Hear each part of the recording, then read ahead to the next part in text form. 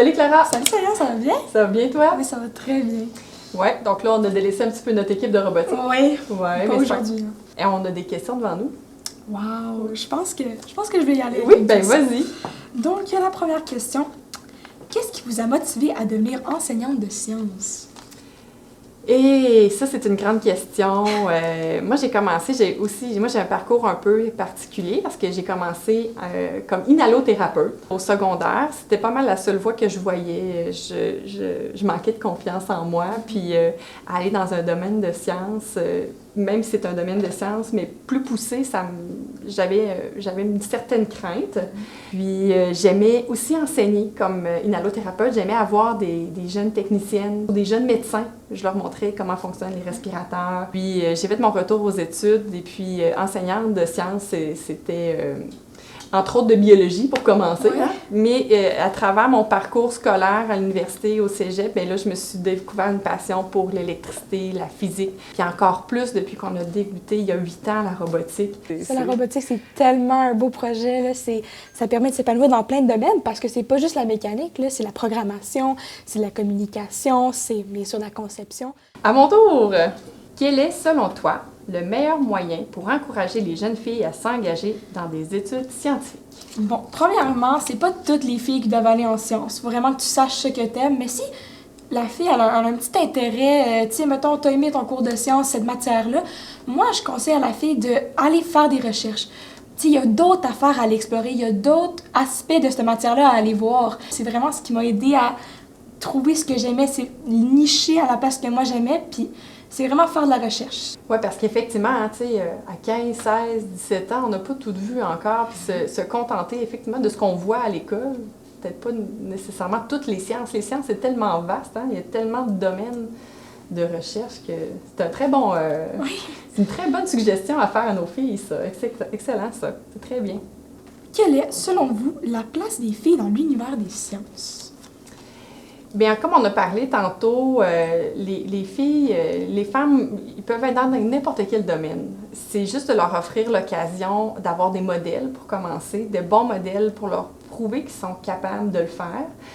On l'a vu en médecine, maintenant les femmes sont omniprésentes et même plus présentes que les hommes en médecine parce qu'elles ont eu de bons modèles et on leur a fait confiance, on leur a montré qu'elles étaient capables.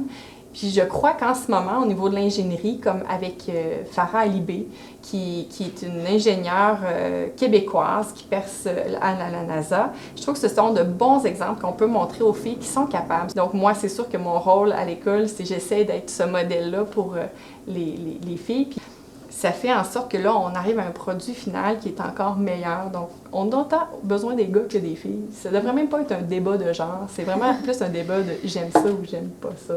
À mon tour de te poser une question, ma chère. Quel est le catalyseur qui a allumé l'étincelle des sciences chez toi? Bien, moi, mon papa, il est médecin, donc j'ai toujours été dans le domaine des sciences, mais ça a toujours été plus la biologie.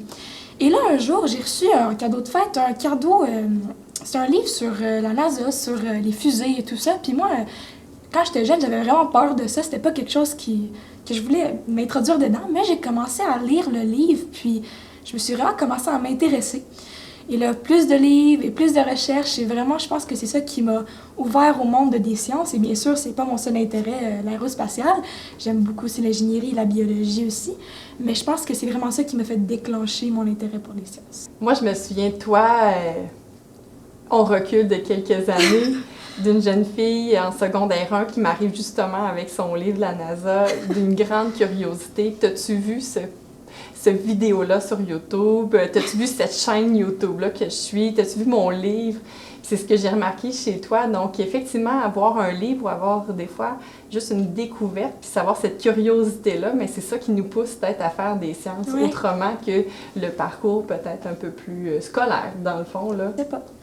Puis moi, je vais toujours me souvenir de l'enseignante qui était là pour m'entendre pendant des dizaines de minutes aux pauses, pour m'entendre parler. C'est peut-être un peu trop, mais... Non, c'était jamais trop, Clara. C'était toujours de voir des élèves allumés et curieux comme ça. Là, pour moi, ça, c'est une très belle récompense comme enseignante de sciences. J'espère que tu vas garder toute cette belle curiosité-là. Merci. Ça va être un rôle aussi important pour moi. Là. C'est vraiment cool là, de vous avoir bien ça faire.